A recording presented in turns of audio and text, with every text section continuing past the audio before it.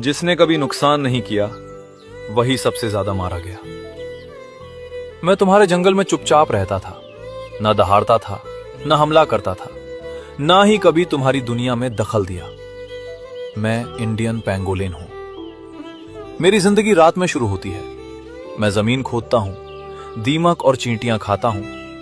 हर साल लाखों कीड़े खत्म करता हूं जो फसलों को खा जाते हैं, जो जंगल को खोखला कर देते हैं। मैं बिना आवाज किए जमीन को जिंदा रखता हूं। मेरे खोदे हुए रास्तों से मिट्टी सांस लेती है, पानी अंदर जाता है, बीज पिक पाते हैं। मैं किसी का दुश्मन नहीं था, फिर भी मैं दुनिया का सबसे ज्यादा तस्करी किया जाने वाला स्तनधारी बन गया। मेरे पास दांत नहीं थे लड़ने के लिए, मेरे पास पंजे नहीं थे मारने के लिए। मेरे पास सिर्फ मेरे शल्क थे जो मुझे जंगल से बचाते थे। लेकिन इंसान ने उन्हीं शल्कों को मौत की वजह बना दिया। उन्होंने कहा, इनसे दवा बनती है, इनसे ताकत मिलती है, इनसे बीमारी ठीक होती है। सच यह है, मेरे शल्क इंसानी नाखून जैसे ही होते हैं। कोई दवा नहीं, कोई चमत्कार नहीं, बस लालच। मुझे जिंदा पकड़ा गया, मेरे मांसपेशियों को दवाइयों से सुन्न किया गया, मेरे शरीर को खोला गया।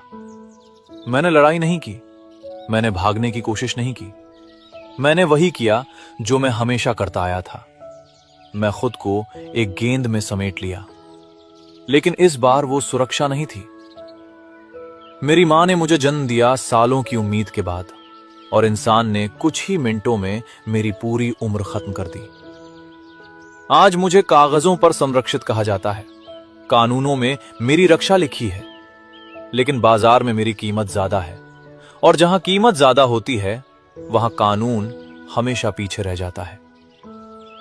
मैं डायनासोरों के विनाश से बच गया था, लाखों साल इस धरती पर टिका रहा, लेकिन शायद मैं इंसानी सभ्यता से नहीं बच पाऊंगा।